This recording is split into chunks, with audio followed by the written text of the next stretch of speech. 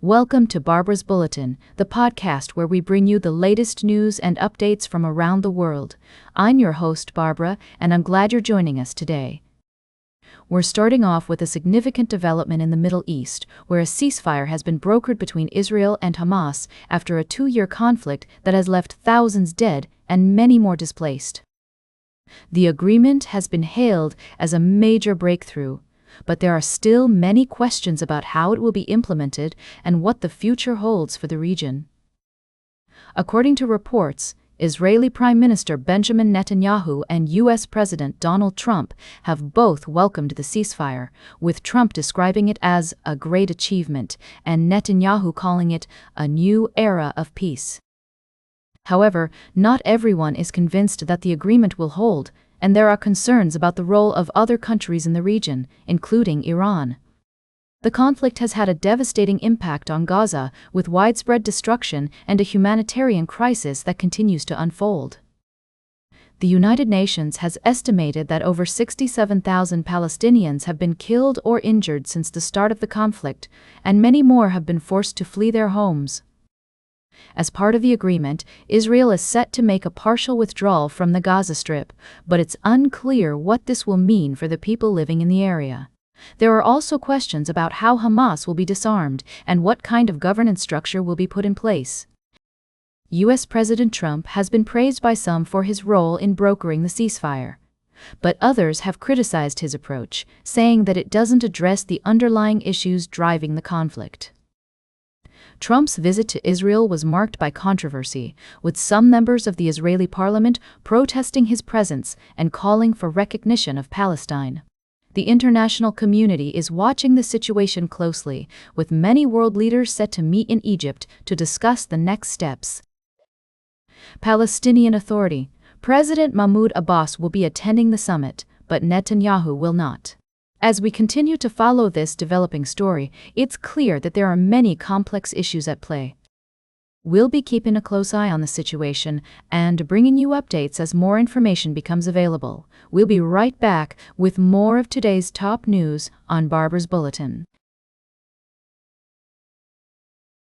Welcome back to Barbara's Bulletin. We're glad you're still with us as we dive into our middle segment. Today, we're talking about the conclusion of the 2025 Osaka Expo, a significant event that brought together leaders from around the world. The Expo, which ended on Monday evening, was not only a showcase for innovation and culture, but also a platform for diplomacy. According to reports, outgoing Prime Minister Shigeru Ishiba engaged in what's being called Expo diplomacy, meeting with approximately 50 foreign leaders during the 6-month period of the Osaka Expo. These meetings included discussions with heads of state from countries such as Turkmenistan, Haiti, and China, among others. The topics ranged from strengthening bilateral relations to addressing pressing global issues like Russia's invasion of Ukraine and North Korea's abductions of Japanese nationals. It's worth noting that the Osaka Expo presented a unique opportunity for Japan to conduct high-level diplomacy with countries that may not have had recent mutual visits from high-ranking officials.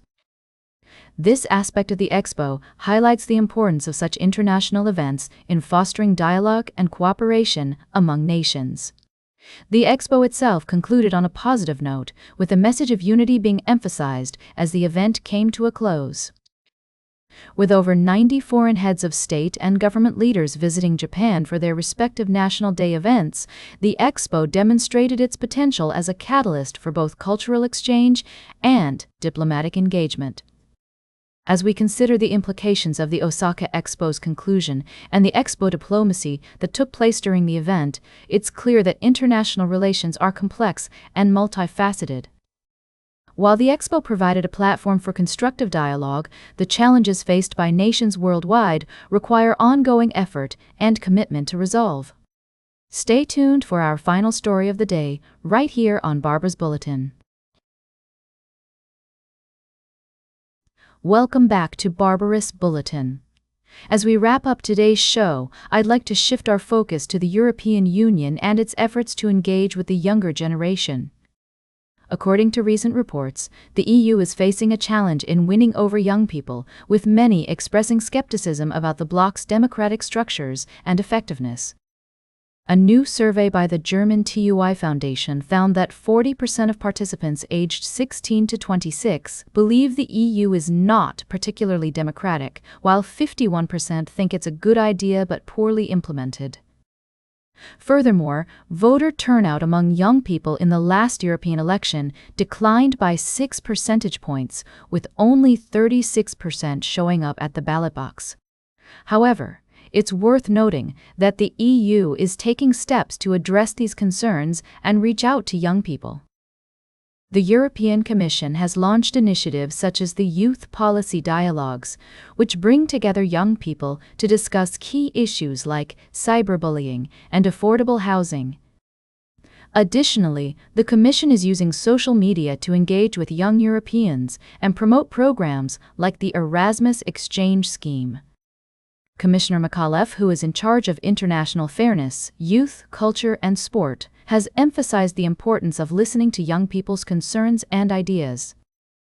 He believes that the EU can regain the trust of young people by delivering concrete results in areas that matter to them, such as job quality, energy costs, and housing. While some experts argue that the EU lacks legislative power in key areas affecting young people, others emphasize the importance of creating positive democratic experiences for this age group. As youth researcher Enrique Hernandez-Diaz points out, it's crucial for the EU to support member states and coordinate efforts to address the challenges faced by young Europeans. As we conclude today's segment, it's clear that the European Union faces a complex task in winning over young people. However, by engaging with their concerns, promoting transparency, and delivering tangible results, the EU can work towards rebuilding trust and fostering a more inclusive and participatory democratic process. That's all for today's Barbara's Bulletin. Remember to like, share, and subscribe, and until next time, stay engaged. That's all for today's Barbara's Bulletin. Remember to like, share, and subscribe, and until next time, stay engaged.